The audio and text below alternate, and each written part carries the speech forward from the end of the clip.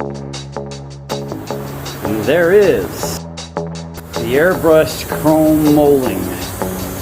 Basically on the big 10s back in the late 70s, early 80s. Color scheme and all.